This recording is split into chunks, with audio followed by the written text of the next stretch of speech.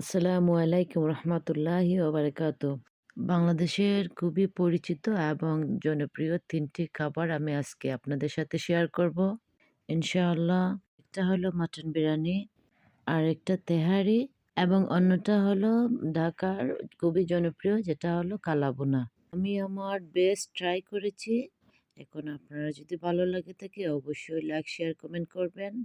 Mutton বিরিয়ানির জন্য আমি ১ কিলো হাড় চর্বি সহ মাটন নিয়েছি, ৪-৫ টুকরো দারচিনি, ৬ থেকে ৮ টুকরো তেজপাতা, আর ৫ টুকরো লং, আর ৫টা এলাচ, ১০ থেকে ১৫টা গোলমরিচ। হাফ চা চামচ হচ্ছে আমি কম গরম মশলা নিয়েছি এবং হাফ চা চামচ জিরার গুঁড়া নিয়েছি, ১ চা চামচ ধনে গুঁড়া, ১ চা চামচ হলুদ গুঁড়া, হাফ চা চামচ মরিচ গুঁড়া এবং ১ চা চামচ কাশ্মীরি চিলি পাউডার এবং ২ টেবিল চামচ আদা রসুন বাটা, বড় ৪টি পেঁয়াজ, ২ চা চামচের মতো হবে লেমন জুস, ১ কাপ পরিমাণ তেল দিলাম এবং বিরিয়ানির মশলাটা অ্যাড করব অল্প পরিমাণে। ১ কাপ পরিমাণ আমি ড্রাই অনিয়ন ইউজ করেছি, যেটা প্যাকেটে বেরেস্তা। কাস্টমার ড্রাই প্লাম ইউজ করলাম। সবগুলা উপকরণ দিয়ে ভালো করে মাখিয়ে নেব। প্রায় ১ থেকে ২ ঘন্টার জন্য ম্যারিনেট করে আমি রেখে দেব। যারা একটু স্ট্রং ফ্লেভার পছন্দ করেন তারা সবগুলো উপকরণ একটু বাড়িয়ে দিতে পারেন।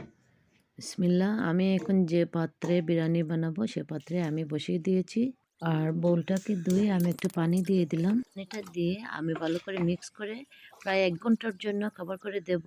আর অবশ্যই আপনারা কতক্ষণ পর পর এটাকে চেক করতে হবে, কারণ সব মশলা যেহেতু দেওয়া আছে তো নিচের দিকে লেগে যাওয়ার সম্ভাবনা বেশি থাকে। এটা সিদ্ধ হতে প্রায় ১ ঘন্টা সময় লাগবে। আমার মাটনটা রেডি হয়ে গেছে।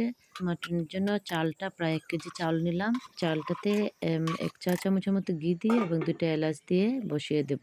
চালটা হাফের চেয়ে একটু বেশি, লাইক 75% হয়ে যাবে, তখন আমি নামিয়ে নেব একটা ক্যালেন্ডারের মধ্যে পানি জড়িয়ে। তারপর আমি চালগুলাকে আমার মাটনের উপর দিয়ে দেব। আমি ফয়েল দিয়ে সাথে সাথে কভার করে দেব যাতে গরম স্টিমটা বের হয়ে না যায়। দেরি হয়ে গেলে আবার ওভেনটা উঠতে সময় লাগবে, চালটা সিদ্ধ হতে সময় লাগে। আমি ১০ থেকে ১৫ মিনিটের জন্য কভার করে দিয়ে এখন একটু ঘি উপরে দিয়ে দিলাম।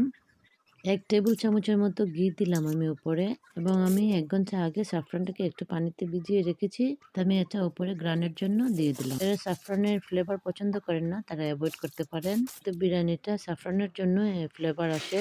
দিয়ে প্রায় আরো ১০ মিনিটের জন্য কভার করে দিয়েছি অল্প আছে। এখন আলহামদুলিল্লাহ আমার রেডি হয়ে গেছে। আমি এখন সবগুলোকে মিক্স করে নামিয়ে নেব। অনেকে খাবারের মধ্যে ফুড কালারটা ইউজ করেন। আমি আসলে ফুড কালারটা খাবারের মধ্যে কমই ইউজ করি। ফুড কালারটা হেলথের জন্য অনেক ক্ষতিকর, তো যতটুকু সম্ভব পারা যায় ফুড কালারটা থেকে অ্যাভয়েড করাই ভালো। আমি বিরিয়ানির জন্য বাসমতি লং গ্রিনটা ইউজ করেছি। আর সুন্দরের জন্য ডেকোরেটিংটা আপনারা পছন্দ মতো করে নিতে পারেন। এখানে একটু গাজর হালকা ফ্রাই করে নিয়েছি এবং কিশমিশ দিয়েছি। কিশমিশটাকে একটু তেলে ভেজে নিন, আমি ওটাকে আর ভাজিনি, আমি ফ্রেশই দিয়ে দিয়েছি। বিরিয়ানিগুলো কিন্তু ফ্রেশ খেতে অনেক মজা।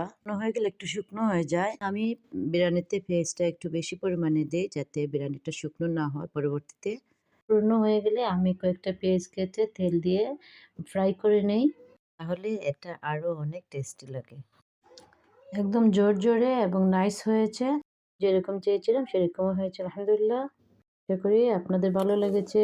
আমি এর আগে একটি আখনি রান্না করেছিলাম বাংলাদেশের ট্রেডিশনালি একদম সহজ এবং সিম্পল পদ্ধতিতে একটি মজাদার আখনি রান্না করেছিলাম। এটা আমি অবশ্যই ডিসক্রিপশন বক্সে লিংক দিয়ে দেব ইনশাআল্লাহ। আপনারা যারা দেখেননি অবশ্যই আমার শেয়ার ভিডিওটা দেখে আসবেন। এখন আমি তেহারির জন্য ২ কিলো গরুর মাংস নিয়েছি। আমি এখানে ১ কিলো দিয়ে আমি তেহারিটা বানাবো এবং অন্য ১ কিলো রেখে দেবো কালাভুনার জন্য। আর আমি তেহারির জন্য যে মশলাটা রেডি করবো, কয়েক টুকরো দারচিনি, ২ টুকরো এলাচ আর ৪ টুকরো লং এবং ১০-১২ টুকরো গোলমরিচ দিয়ে একটু ভেজে নিয়ে তারপর আমি এটাকে পাটায় কুটে নেব অল্প পরিমাণে একদম। তো আমার ব্লেন্ডারে কুটা যাবে না, যতটুকু তরকারিতে লাগবে আমি শুধু ততটুকুই দিয়েছি। এখানে চাইলে জয়ফল জায়ত্রীটা ইউজ করতে পারেন, আমি এটা ইউজ করিনি। আমি ১ কাপ পরিমাণ মাস্টার্ড অয়েল দিলাম আর ২টা মিডিয়াম পেঁয়াজ দিয়ে পেঁয়াজটাকে একটু ভেজে আমি মাংসটা দিয়ে দিলাম। সেটাকে একটু নেড়ে চেড়ে আমি 2 টেবিল চামচের মতো আদা রসুন বাটা দিলাম এবং 2 চা চামচের মতো লবণ দিয়ে 1 কাপ বেরেস্তা দিয়ে আমি এটাকে ভালো করে মিক্স করে দেব। একে সব মশলাটা একসাথে দিয়ে দিন, আমি এটা আর দিলাম না, শুধু আমি যে মশলাটা গরম মশলা বানিয়েছিলাম শুধু সেটাই দিলাম। আমি মশলাটা ভালো করে মিক্স করে প্রায় 40 মিনিটের মতো কুক করব, যাতে হাফের চেয়ে একটু বেশি কুক হয়। এখন আমি হাফ চা চামচের মতো জিরার গুঁড়া দেব, 1 চা চামচের মতো ধনে গুঁড়া, 1 চা চামচ হলুদ গুঁড়া, 1 চা চামচ মরিচ গুঁড়া দিয়ে ভালো করে ভুনে আরও 15-20 মিনিটের জন্য অল্প আঁচে রেখে দিয়ে পর যখন মাংসটা একদম সিদ্ধ হয়ে যাবে তখন আমি তুলে নেব মাংসটা এবং এই মাংসর তেলে আমি চালটাকে ভেজে নেব। আমি এখানে কালিজিরার চাল নিয়েছি 1 কেজি। চালটা দিয়ে আমি পোলার চালের মতো একটু ভেজে নেব। আর একটু ভাজা ভাজা হয়ে গেলে আমি চালের অনুপাতে পানিটা দিয়ে দেব। আর আমি কয়েকটি কাঁচামরিচ এখানে অ্যাড করেছি, আপনারা চাইলে শুকনো মরিচও অ্যাড করতে পারেন। এখানে প্রায় 1.5 চা চামচের মতো লবণ দিয়েছি, কারণ লবণটা আমার অলরেডি আগে মাংসতে ছিল তাই বেশি দিইনি। আর আমি 8 কাপ পরিমাণের মতো পানি দিয়ে আমি রেখে দিয়েছি 2-3 মিনিটের জন্য। যখন চালটা ফুটে আসতে শুরু করবে তখনই আমি মাংসটা দিয়ে দেব। মাংসটা দিয়ে আমি ভালো করে মিক্স করে তারপর আমি কভার করে দেব। যেহেতু আমার চালটা পুরো সিদ্ধ হয়ে গেলে আমি ভালো করে নাড়তে পারবো না, ভেঙে যাবে। আমি এক্ষুনি মিক্স করে দিলাম, তারপর একটা ফয়েল দিয়ে ভালো করে কভার করে দেবো যাতে গরম স্টিমটা বের না হয়। আর আমি এটা 15-20 মিনিটের জন্য কভার করে দেব।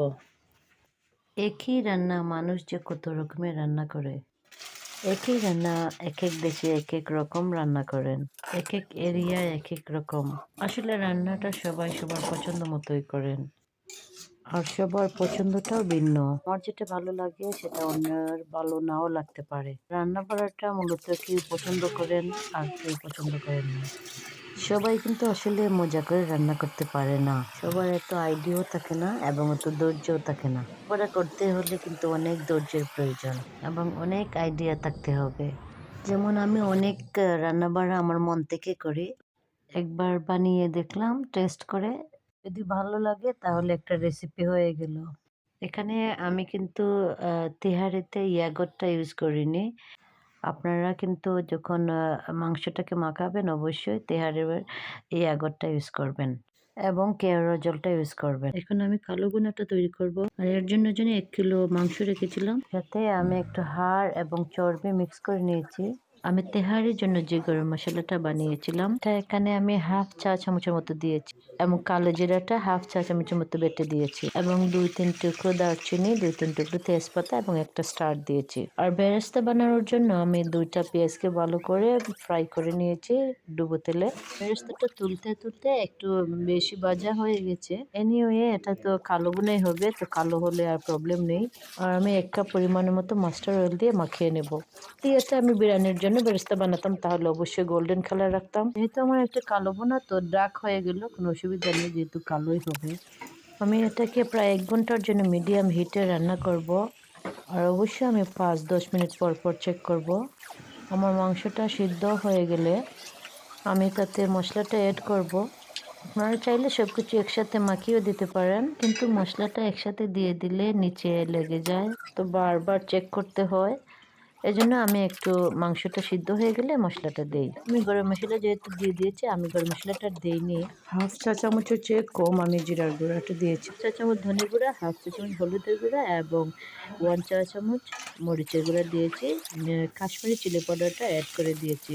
আমি সব মশলাটা দিয়ে আরো 15-20 মিনিটের মতো ভুনে নিব।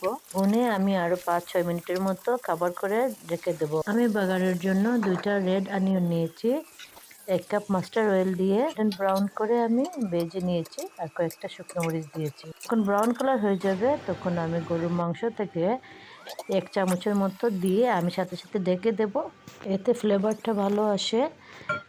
কিন্তু খেয়াল রাখতে হবে যাতে পেঁয়াজটা জ্বলে না যায়। তারপর এই পেঁয়াজটা থেকে আমি মেন কারিটাতে মিক্স করে দেব।